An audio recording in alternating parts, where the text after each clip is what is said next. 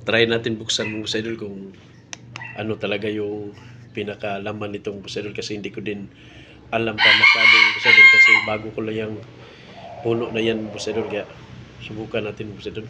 Yun no, tigas pala. Kuha tayo ng kutsilyo. Yun boss idol, ito na yung tigas pala yung balat nitong boss idol. Para siyang wow, sarap tingnan no. Yun no, ganda tingnan.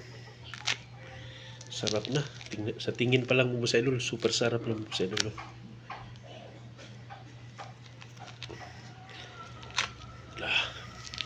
Lata natin.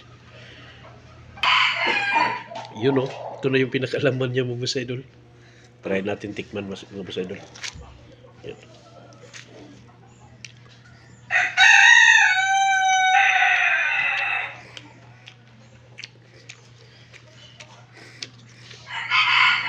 Super sarap mga boss idol.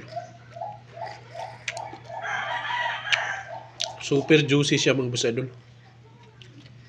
Daming duga. Doon